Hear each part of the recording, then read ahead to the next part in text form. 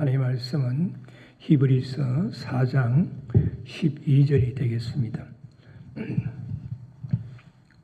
짧은 승구이므로 다 같이 한 목소리로 봉독을 하도록 하겠습니다. 시작. 하나님의 말씀은 살았고 운동력이 있어 좌우의 날선 어떤 금보다도 예리하여 혼과 영과 및 관절과 골수를 찔러 쪼개기까지 하며 또 마음의 생각과 뜻을 감찰하나니. 아멘. 오늘은 살아있는 말씀이라고 하는 그런 제목과 있어 같이 은혜를 나누기를 원합니다.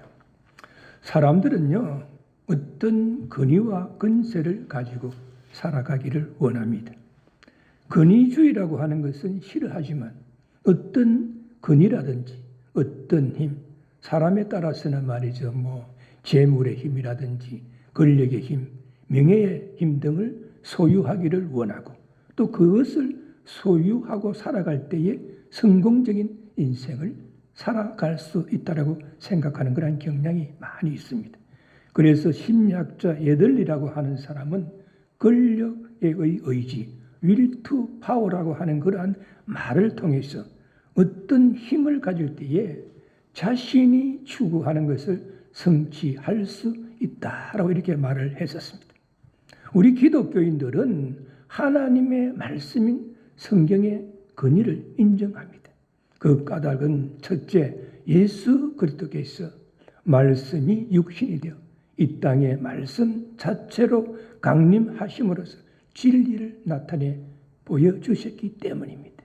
요한복음 1장 14절에서 말씀하고 있는 것이죠. 두 번째로는 길이요 진리요 생명이 되는 예수 그리스도를 믿음으로 말미암아 구원에 이르기 때문인 것입니다. 요한복음 14장 6절에서 말씀하고 있습니다.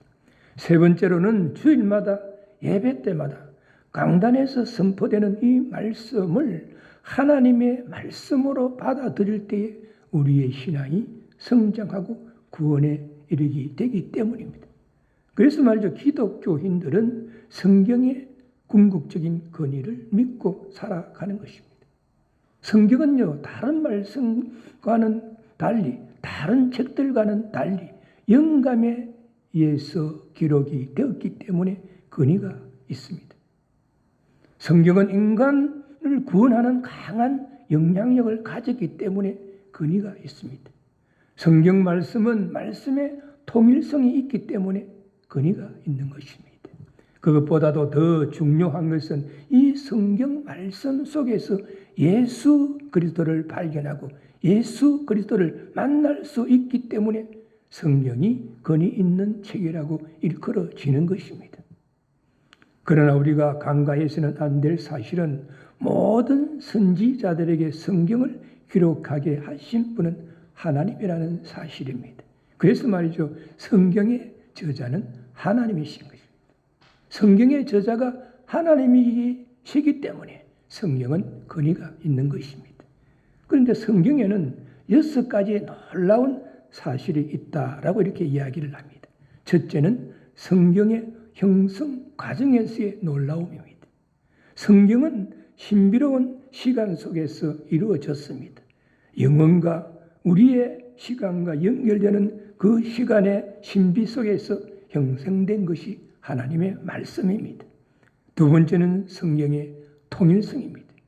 구약 성경 39권과 신약 성경 27권은 그 기록 연대가 무려 1600여 년이 되고 성경의 저자는 40여 명이 되는데 그 말씀 속에는 하나님, 예수 그리스도, 그리고 성령, 인간에 대한 모든 기록이 일치되어 있고 통일성을 지녔기 때문에 신비한 책이라고 말하는 것입니다.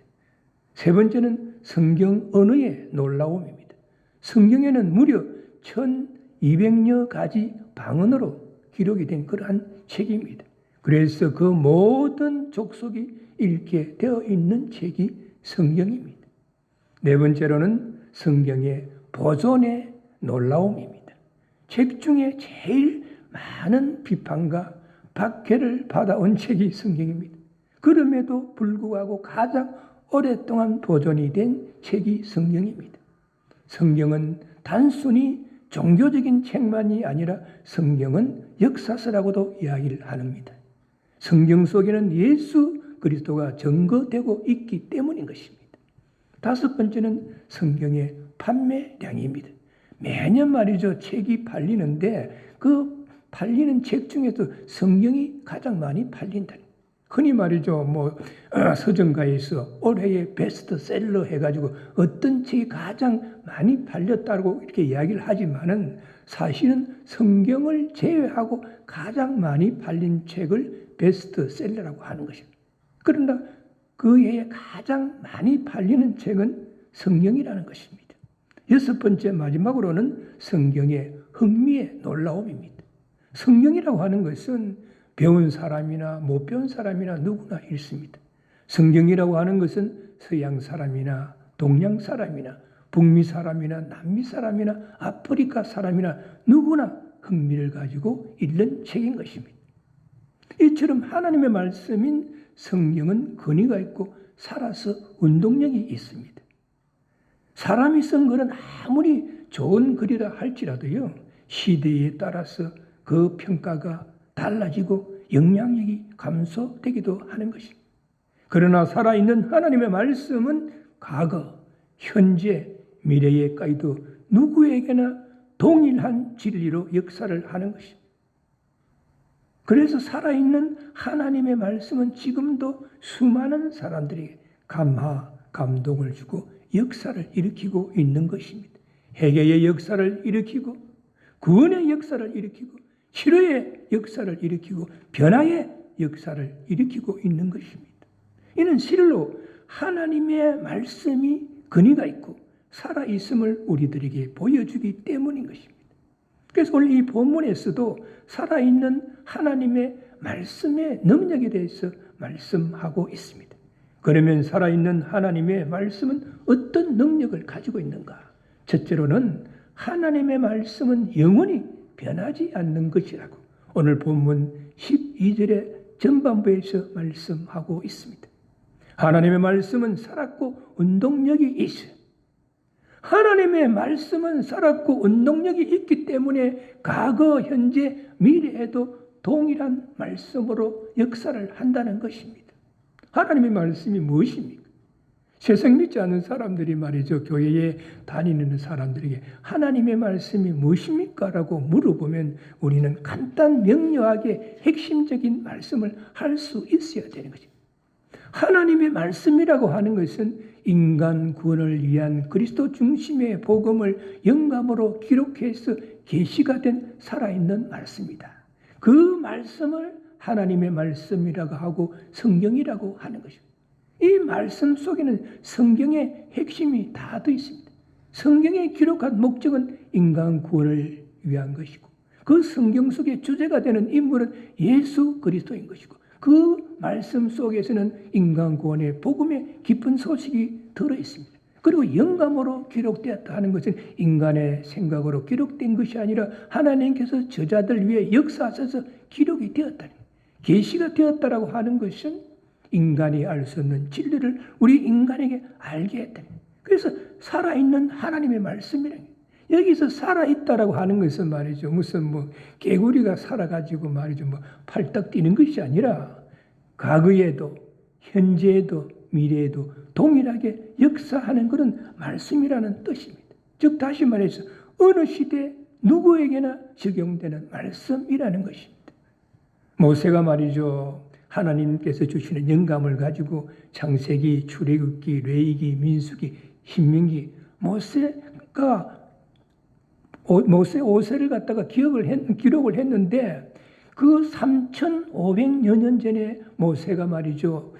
모세 오경을 기록했다라고 해서 그 말씀은 이 능력이 없는 것이 아니라 2000여 년 전에도 역사를 한 것이고 현재에도 역사를 하고 그리고 미래에도 똑같이 역사를 한다는 것입니다. 예수님의 공생애를 기록한 마태복음, 마가복음, 누가복음, 요한복음이 예수님 당시에만 역사를 했던 것이 아니라 1000년 전에도 똑같이 역사를 했고 현재에도 똑같이 역사를 했고 미래에도 똑같이 역사한다 하는 그런 자리가 되는 것입니다. 예를 들어서 창세기를 모세가 3,500여 년 전에 기록을 했기 때문에 나는 믿을 수가 없다라고 한다면 하나님의 천지 창조를 부정하는 그러한 결과를 가져오게 되는 것입니다. 예수님의 공생애를 기록한 사복음서가 2000여 년 전에 기록이 되었기 때문에 나는 믿을 수가 없다라고 한다고 하면 예수 그리스도를 부인하는 그런 결과를 가져오게 되는 것입니다. 우리가 분명히 알아야 하는 것은 하나님의 말씀은 3,500여 년 전이나 2,000여 년 전이나 지금이나 다가올 미래에도 동일하게 살아서 역사한다는 사실입니다. 그래서 하나님의 말씀은 살았다라고 이야기를 하고 있습니다. 또한 하나님의 말씀은 과거, 현재, 미래도 능력의 말씀으로 나타나는 것입니다. 하나님의 말씀이 운동력이 있다라고 하는 것은 헬라어 원어의 뜻은 활기차게 움직이는 활동력이 있다는 그런 이야기가 되는 것입니다. 살아있는 것은 반드시 움직이는 운동력을 가지고 있습니다. 살아있는 생명체는 무엇이든지 움직이지 않습니까? 이와 마찬가지로 살아있는 하나님의 말씀은 하나님의 권능을 드러내는 역동성을 지니고 있다는 그런 이야기가 되는 것입니다. 창세기 1장 3절에 보면 하나님이 가라사대 빛이 있으라 하시매 빛이 있었고라고 말씀하고 있습니다. 하나님이 말씀의 능력으로 빛이 있으라고 했을 때 빛이 창조되는 놀라운 그런 역사가 일어났다는 것입니다. 출애굽기 4장에 보면 하나님께서 모세에게 말이죠, 애굽에서 종살이하는 이스라엘 민족들을 구하라고 했습니다. 그때 모세가 말이죠, 변명하기를 내가 가서 그들에게 이야기를 하면 그들이 나를 믿지도 않고 내 말을 듣지도 않을 것입니다. 이렇게 변명했었어요. 그때 여호와 하나님께서 모세에게 뭐라고 말씀하셨습니까? 너가 가지고 있는 것이, 손에 들고 있는 것이 무엇이냐? 지팡이입니다. 그래, 그 지팡이를 던져라. 그 지팡이를 땅에 딱 던졌더니 그 지팡이가 뱀이 됐습니다. 하나님께 다시 그 뱀의 꼬리를 잡아야 돼. 꼬리를 잡으니까 다시 뱀이 됐습니다. 모세에게 너의 손을 품에 넣었다가 뽑아라. 모세가 말이 품에 넣었다가 뽑으니까 하얗게 문둥병이 발했습니다. 다시 품에 넣었다가 뽑아라 하니까 문둥병이 쫙 치료가 되었습니다. 이처럼 하나님의 말씀은 능력의 말씀으로 나타나는 것입니다. 예수님은 어떻게 하셨습니까? 사복음서에 보면 예수님께서는 각양각색의 병자들을 고쳐주셨다고 말씀하고 있습니다. 요한복음 5장에 보면 베데스다 연못가에 38년 된 병자가 있었습니다. 그 병자에게 예수님께서 말씀하시기를 내 자리를 들고 걸어가라고 했을 때 그 사람이 나아가지고 자리를 들고 가는 놀라운 그런 말씀의 능력이 나타나셨던 것입니다. 요한복음 9장에 보면 날 때부터 소경된 자가 있었습니다. 그 소경된 자에게 예수님께서 나는 세상의 빛이라고 말씀을 하시면서 땅에 짐을 벗어가지고 진흙을 일으켜가지고 눈에 바르고 실로암 못에 가서 씻으라. 그때 그 소경이 실로암 못에 가서 씻을 때에 밝게 눈을 뜨는 놀라운 역사가 말씀의 능력이 나타난 것입니다. 이처럼 운동력이 있는 하나님의 말씀은 과거에도 현재에도 미래에도 동일한 능력의 말씀으로 나타나고 있다는 것을 우리는 알아야 합니다. 그래서 살아있는 하나님의 말씀을 변하지 않는 것입니다. 그러므로 우리가 살아있고 운동력 있는 하나님의 말씀을 바르게 믿을 때에 놀라운 그런 역사가 일어나는 것입니다. 기도 응답에 놀라운 역사가 일어나는 것이고 고난과 한난 중에도 문제가 해결되는 역사가 일어나는 것이고 육신의 질병이 깨끗하게 치료되는 놀라운 역사가 일어나는 것입니다. 왜 그렇습니까? 하나님의 말씀은 영원 불변하기 때문인 것입니다. 두 번째로 하나님의 말씀은 영육을 새롭게 변화시킨다라고 본문 12절의 중반절에서 말씀하고 있습니다. 좌우의 날선 어떤 금바다도 예리하여 홍과 영과 및 간절과 골수를 찔러 쪼개기까지 하며라고 말씀하고 있습니다. 살아있는 하나님의 말씀은 인간의 심령의 역사여 인간의 영혼과 육신과 정신을 치료하며 새롭게 변화시키는 놀라운 역사가 일어난다라고 말씀하고 있습니다. 어떤 역사입니까? 영혼이 새롭게 소생된다는 거예요. 우리 인간은요, 태어날 때부터 아담과 하와의 범죄로 말미암아 가지고 영적으로 죽은 상태에서 태어납니다. 그래서 로마서 3장 23절에 보면 모든 사람이 죄를 범하였으며 하나님의 영광에 이르지 못하더니라고 말씀하고 있습니다. 아담의 후손으로 태어나는 모든 인간은 죄가를 가지고 태어난다는 것입니다. 그러나 좌우의 날성 금보다도 더 예리한 하나님의 말씀이 역사를 하면 영적인 죽음, 즉 영적 어둠이 밝히 드러날 수, 우리의 영혼이 새롭게 소생이 된다는 것입니다. 여기서 말이죠, 혼과 영을 반대로 이야기하면 어떻게 돼요? 영혼입니다. 동일한 말씀인 것입니다. 금보다도 예리한 하나님의 말씀이 영혼을 수술한다는 것입니다. 살아있는 말씀은 우리의 죽은 영혼을 치료하여 살리고 어두운 가운데 있는 영혼을 밝히 드러내는 것입니다. 그러므로 우리가 말이죠, 말씀을 읽거나 듣다가 말이죠, 어떤 말씀에 찔림을 받거든, 이런 말씀이 있었구나. 나는 이 말씀을 제대로 몰랐는데 오늘 말씀을 들어보니까 내가 잘못되었구나 한다라고 하면 그것이 바로 칼로 잘못된 부분을 끊어내라고, 잘라내라고 하나님께서 주시는 메시지로 받아들여야 하는 것입니다. 그럴 때 그 자리에서 회개하고 돌아서서 그 말씀에 순종하면 당장 치료의 역사가 일어나게 되는 것입니다. 그래서 에베소서 6장 17절에 보면 성령의 금 곧 하나님의 말씀을 가지라라고 말씀하고 있습니다. 우리가 말이요, 영적으로 죽어 있는 상태에서는 말씀을 들어도 별로 은혜가 되지 않습니다. 교회를 나오는데도 영적으로 죽었다 하면 아무리 좋은 말씀을 전개해도 은혜가 되지 않는 거예요. 그렇기 때문에 세상 사람들은 성경 말씀을 들으면 도저히 은혜가 되지 않고 오히려 불신하는 경향이 있는 것입니다. 찬양을 해도 기쁨과 평화가 없습니다. 기도를 해도 응답이 되지 않습니다. 그러나 금보다도 예리한 하나님의 말씀이 역사를 하면 치료가 되어가지고 영적 어둠이 밝히 드러나서 영혼이 새롭게 소생되는 놀라운 역사가 일어나게 되는 것입니다. 1866년 9월 3일 우리나라에서 말이죠, 개신교 목회자로서 최초의 순교자가 된 로버트 토마스 선교사님이 있습니다. 이 토마스 선교사님은 한자로 된 성경을 조선에 전하기 위해 가지고 그때 미국 상선 제너럴 셔먼호를 타고 대동강 쪽으로 이렇게 들어왔습니다.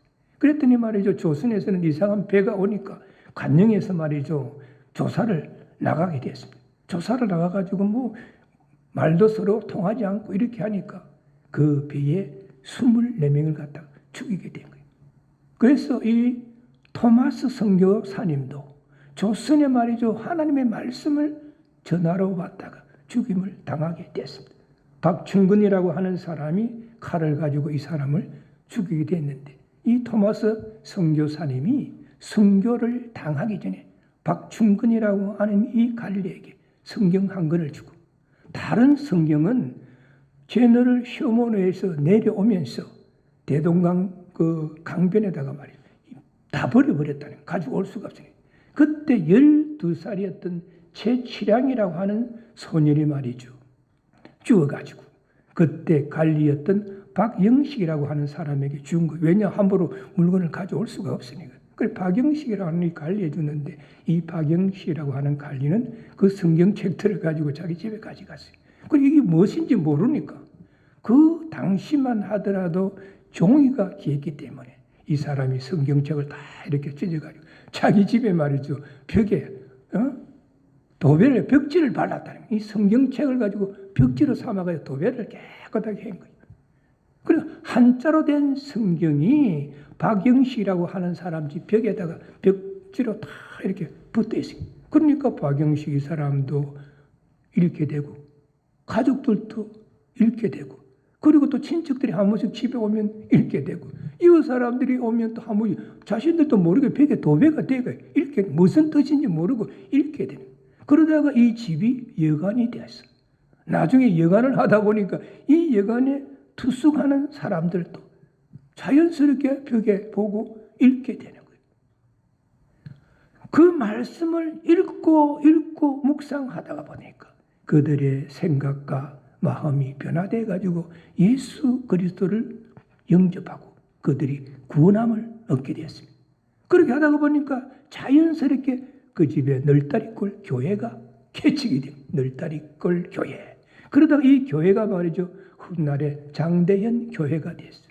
이 장대현 교회는 한국 기독교 역사에 기록이 되어 있는 그런 교회입니다.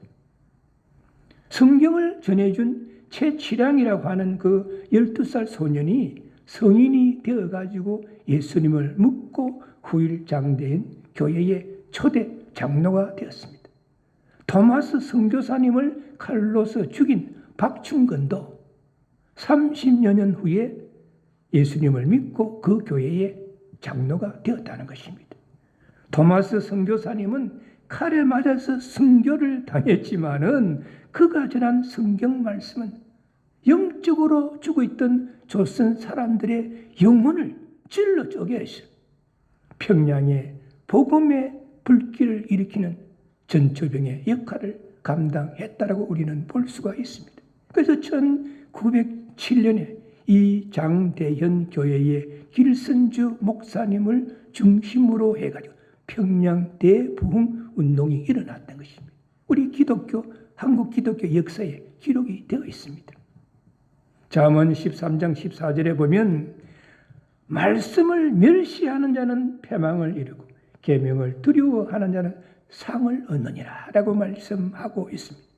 생명 있는 씨앗은 땅에 묻어도 싹이 되어가지고 땅을 뚫고 올라오는 것과 같이 역사 속에 불법하는 인간들이 성경을 어둠에 묻어버리려고 해도 그 생명의 말씀은 빛이 되어서 어둠을 뚫고 나오게 되는 것입니다. 그래서 살아있는 하나님의 말씀은 영적 어둠을 몰아내고 우리의 영혼을 새롭게 소생시키는 것입니다.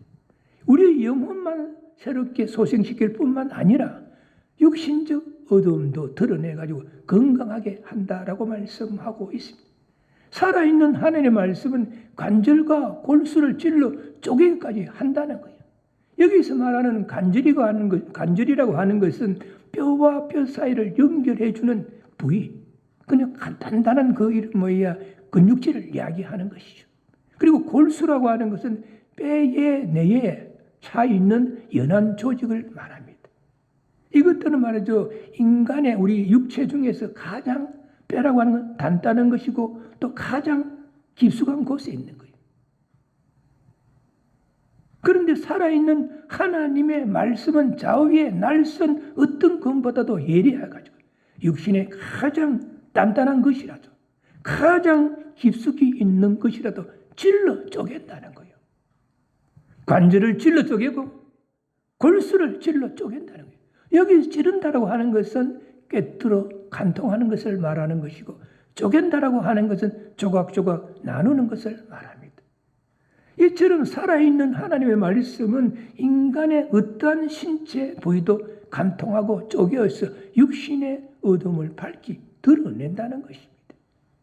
아담과 하와의 타락으로 말미암아 우리 인간은 영적으로 죽어 있을 뿐만 아니라 육신은 죄로 더럽혀지고 있습니다. 고대 말이죠. 그리스의 철학자 중에 피타고라스라고 하는 사람이 있습니다. 이 피타고라스의 제자 한 사람이 신발이 떨어져 가지고 신발을 사러 갔어요. 근데 신발을 사러 가면 돈이 좀 모자라는 거예요. 그래서 신발 가게 주인에게 신발값을 내일 주면 안 되겠습니까? 이렇게 물어봤대요. 그랬더니 신발 가게 주인 그렇게 하라고. 그래서 말이죠. 그 다음날 이 제자가 신발값을 가지고 가게 갔어요. 가게 갔는데 밤사이에 신발 가게 주인이 죽은 거예요. 그래서 신발값을 주러 갔다가 사람이 죽었다니까 이 사람이 머릿속에 그냥 사람이 죽었으니까 돈을 안 줘도 되겠다 해가지고 이 사람이 돈을 안 주고 그냥 집으로 돌아왔다는 거예요.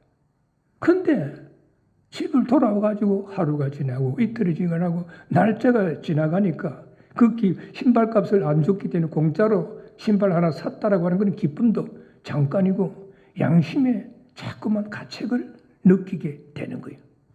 그러다 보니까 양심의 가책을 느끼다가 보니까 그렇게 말이죠. 좋아 보이던 신발이 말이죠. 흉측한 가시처럼 보였다는 거예요.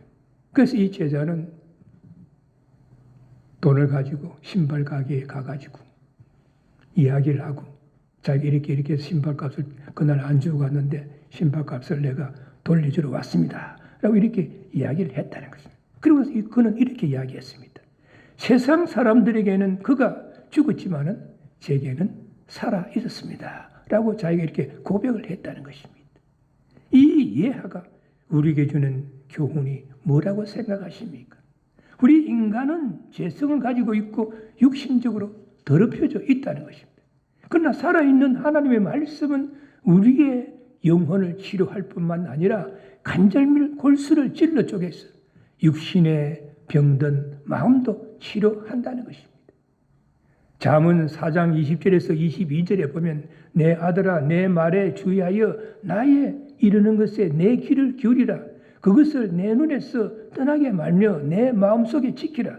그것을 얻은 자에게는 생명이 되며 그 온 육체의 건강이 됨이니라 라고 말씀하고 있습니다.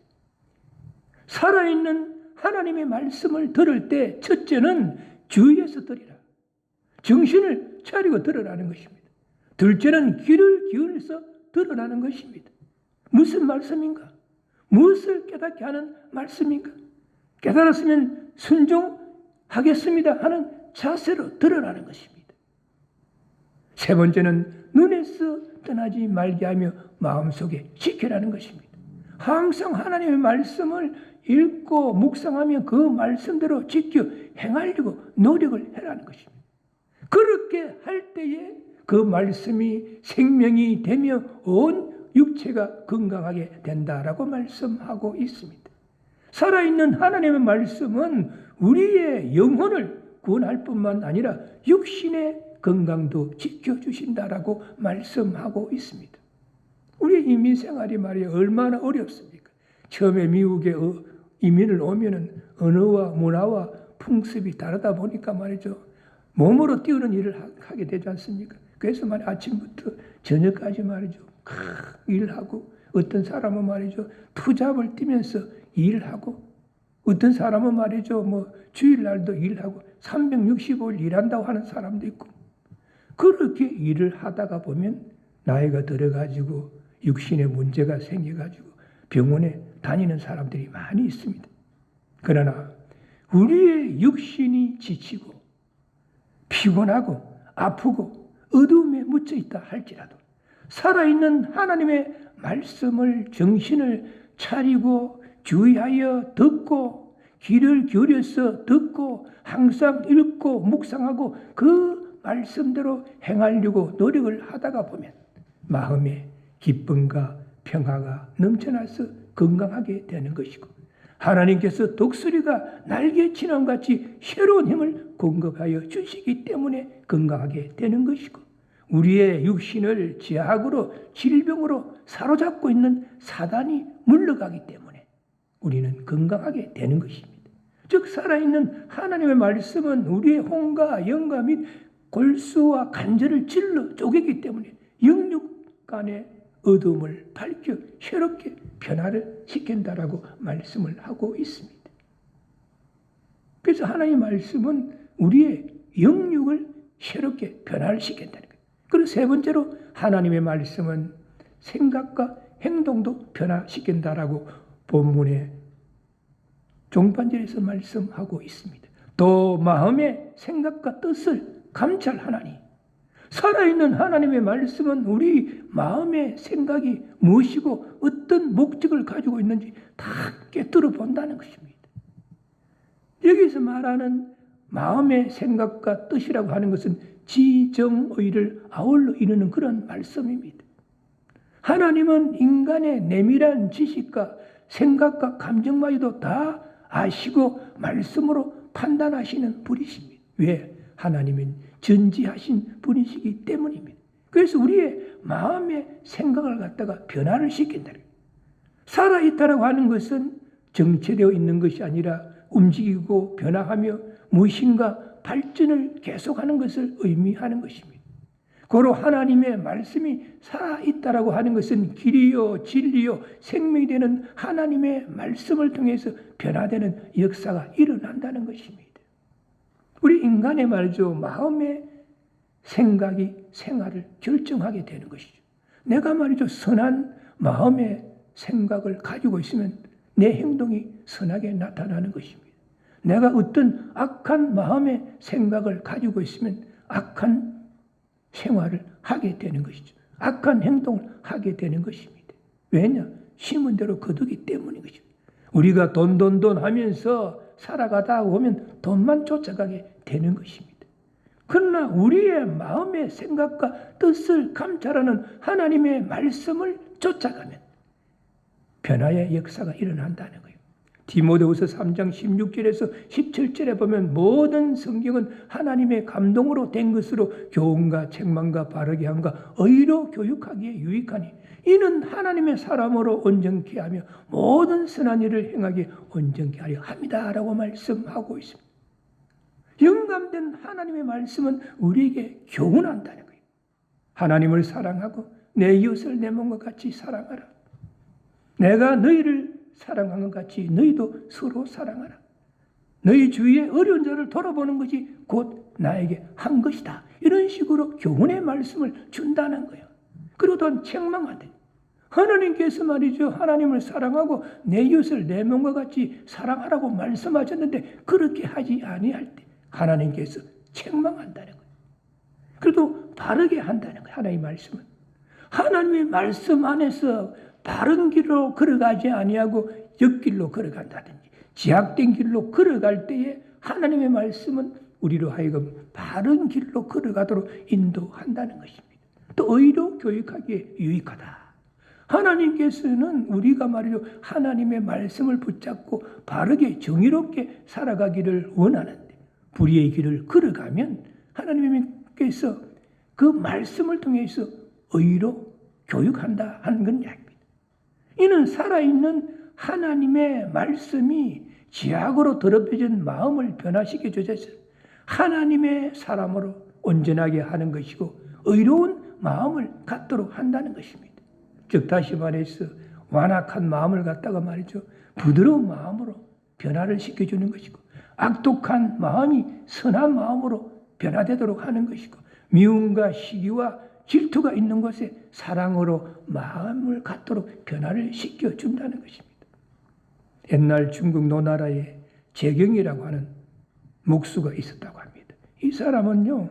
목공 솜씨가 얼마나 말이 좋았던지 달인의 경지에 이르러가지고 사람들을 갖다가 놀라게 했다는 거예요. 특히 말이죠. 금은고를 만드는 데 있어서는 이 사람을 따라올 사람이 없었다는 거예요. 그렇게 하다가 보니까 이 소문이 황제의 지혜까지 들어가가지고 재경은 황제 앞에 서게 됐습니다. 그 황제가 이 재경이라는 목공에게 물어봅니다. 그대는 무슨 기술로 그렇게 훌륭한 악기를 만드는가? 자네가 말이야 악기를 잘 만드는 소문이 쫙 퍼져 있는데 그 비결이 무엇인가? 라고 황제가 물어봤다는 게. 그랬더니 이 재경이라고 하는 사람이 겸손한 목소리로 저는 사흘 동안은 아무것도 하지 않고 악기만 생각을 합니다. 그리고 나서 닷새를 보내면 사람들의 칭찬과 비난에 동요를 하지 않게 됩니다. 그리고 다시 일해를 보내면 고요한 마음에 그 문구가 떠오릅니다. 그러니까 말이죠. 사흘 동안만 악기를 생각하고 또 닷새를 갖다가 또 있으면서 생각하다가 보면 사람들의 칭찬과 비난에 동요가 안 되고 그리고 또한 일회를 한다니까 15일 동안 그렇게 한다는 거예요. 그러고 나서는 산에 올라가 가지고 나무를 구해 가지고 그 문구를 만든다는 거죠. 잠언 16장 32절에 보면 자기의 마음을 다스리는 자는 성을 빼앗는 자보다 낫다라고 말씀하고요. 자기의 마음을 하나님의 말씀으로 다스릴 수가 있어야 한다는 거예요. 그러므로 우리는 살아있는 하나님의 말씀으로 세상적인 마음의 생각을 하나님이 원하시고 기뻐하시는 마음의 생각으로 바꾸도록 우리는 노력을 해야 하는 것입니다. 그렇게 할 때에 어떻게 되겠습니까? 내 마음의 생각이 바뀌면 행동이 변화된다는 것입니다. 우리 인간의 행동을 지배하는 것은 마음의 생각입니다. 그러므로 마음의 생각이 바뀌면 행동에 변화가 오게 되는 것입니다. 클레멘트 스톤이라고 하는 사람이 이런 유명한 말을 했습니다. 마음이 바뀌면 말이 바뀌고, 말이 바뀌면 행동이 바뀌고, 행동이 바뀌면 습관이 바뀌고, 습관이 바뀌면 인격이 바뀌고, 인격이 바뀌면 운명이 바뀐다라고 말씀하셨습니다. 이 말은 마음의 생각이 인간의 성공 여부를 좌우한다는 거예요. 내가 말이죠, 어떤 일을 할 때, 나는 이 일을 할 수 있다라고 긍정적인 생각을 가지는 거고, 야, 요즘 말이야, 불경기로 어렵고 힘든데 할 수가 있게 부정적인 생각을 갖는 건 엄청난 것이죠. 그래서 우리는 어떤 일을 할 수 있다라고 하는 긍정적인 마음을 하나님 말씀 안에서 믿음으로 가져야 돼요. 그리고 긍정적인 그런 마음을 가지면 말이 어떤 말이 나오겠습니까? 긍정적인 말이야. 나는 할 수 있어. 믿음 안에서 할 수 있어. 주님이 도와주게 할 수 있어. 긍정적인 말을 하게 돼. 긍정적인 말을 하면 행동이 변화되면 적극적인 그런 행동, 진취적인 그런 행동을 하게 되는 거예요. 그럼 행동이 변화되면 습관이 바뀝니다. 사람마다 나쁜 습관을 가지고 있어요. 어떤 사람은 말이죠, 약속 때 항상 늦게 나오는 사람이 있고, 어떤 사람은 늦게 일어나는 사람이, 여하튼 사람마다 나쁜 습관을 가지고 있는데, 내가 마음이 바뀌고 말이 바뀌고 행동이 바뀌면 나쁜 습관이 바뀌어버리는 거예요. 그런 습관이 바뀌면 인격이 바뀌어 살아요. 그렇지 않겠습니까? 딱 사람들이 볼 때, 저 사람은 말이죠, 말과 행동이 일치하는 사람이야. 인격자가 된다는 거예요. 인격자가 되면 그 사람 주위에 사람이 모이는 거예요. 나는 저 사람하고 한번 사귀고 싶다. 나는 저 사람하고 어떤 사업을 하고 싶다. 또 뭔가 잘못해가 이 사람이 좀 망하면, 나는 저 사람을 믿어. 나는 저 사람을 도와주고 싶다. 이런 사람이 나타나요. 그래서 인격이 바뀌면 운명이 바뀝니다. 성공적인 그런 인생을 갖다가 살아가 되는 것입니다. 오늘날 인간에게 있어서 마음의 변화를 받는 일이야말로 모든 문제에 앞서서 중요한 일이라고 우리는 할 수가 있습니다. 요즘 이른바 양심혁명 그리고 의식혁명이 고조된 까닭이 바로 여기에 있다라고 우리는 볼 수가 있습니다. 하나님의 말씀은 살았고 운동력이 있어서 좌우에 날선 어떤 금바다도 예리하여 마음의 생각과 뜻을 감찰한다라고 말씀하고 있습니다. 그러므로 살아있고 운동력이 있는 말씀, 금보다도 더 예리한 말씀으로 우리의 마음의 생각이 바뀌어 있어요. 새로운 피조물로 우리는 거듭나야 하는 거예요. 새로운 피조물로 거듭났다라고 하면 우리는 하나님의 말씀 안에서 행동이 변화되어야 하는 것입니다. 교회를 다니면서 말이죠, 마음의 생각이 바뀌지 않아가지고 세상적으로 말하고 세상적인 행동을 한다라고 하면 세상 사람들이 뭐라고 하겠습니까? 저 사람은 교회 다녀봤자 말짱 헛일이다라고 손가락질을 할 것입니다. 그러나 세상에서 말이죠, 좀 이렇게 세상적인 표현하면 개처럼 막나가게 살던 사람이 어느 날 교회에 출석을 해가지고 하나님의 말씀으로 그의 마음이 변화되고 생각이 바뀌어 가지고 그리스도의 향기를 바라는 말을 하고 행동을 하면은 세상 사람들이 뭐라고 하겠습니까? 교회에 나가면 사람이 저렇게 변화가 되는구나. 감동을 받게 될 것입니다. 오늘 우리는 본문을 통해서 세 가지 교훈을 얻게 됩니다. 첫째는 하나님의 말씀은 영원히 불변하는 것이다. 두 번째로 하나님의 말씀은 우리의 영과 육을 새롭게 변화시킨다. 세 번째로 하나님의 말씀은 생각과 마음을 변화시킨다는 것입니다. 우리 모두 살았고 운동력이 있는 하나님의 말씀으로 우리의 영혼이 새롭게 소생되고 마음의 생각이 변화되고 행동이 변화됨으로써 세상 믿지 않는 자들에게 본이 되어서 하나님의 영광을 드러내며 예수 그리스도의 향기를 발할 수 있는 믿음의 소유자들이 되시기를 주님의 이름으로 축원합니다. 기도하시겠습니다. 사랑의 주님, 오늘도 주님을 사랑하는 아름다운 마음들이 모여있어 하나님 앞에 마음과 뜻과 정성을 다해서 예배드리게 하시고 또 진리의 말씀 안에서 하나님의 말씀이 무엇인지 은혜를 나눌 수 있게 하심을 감사를 드립니다. 오늘 진리의 말씀은 우리에게 교훈하시기를 하나님의 말씀은 영원히 불변하는 것이고 하나님의 말씀은 우리의 영과 육을 새롭게 소생시키는 것이고 또 하나님의 말씀은 우리의 생각과 마음을 변화시키는 것이다라고 말씀하셨사오니 우리 모두가 이 말씀을 다시 한번 바르게 이해하게 하시고 이 말씀을 다시 한번 붙잡을 수 있게 하여 주시옵소서. 그래야 우리 모두가 하나님의 말씀이 우리들의 신앙생활과 또 우리들의 삶의 궁극적인 근위가 되게 하여 주시옵소서. 우리 주 예수 그리스도의 이름으로 간절히 기도드리옵나이다. 아멘. 지금은 길이요 진리요 생명이 되는 우리 주 예수 그리스도의 은혜와 독생자 예수 그리스도를 아끼지 아니하시고 이 땅에 보내주셨어. 우리 인생들을 구원하게 하신 하나님의 크신 사랑과 오늘도 우리들의 마음 가운데 내재하시고 감동케 하시는 성령님의 역사하심이 하나님의 말씀은 영원 불변한 것이고 하나님의 말씀은 우리의 영과 육을 새롭게 소생시킨다는 것을 다시 한번 바르게 깨달아 알고 이 말씀을 붙잡고 바른 신앙생활을 하기를 소원하고 바른 삶을 살아가기를 소원하는 이 자리에 머리 숙인 모든 분들과 그 가정과 삶의 현장 위에 지금으로부터 영원까지 함께할지어다. 아멘.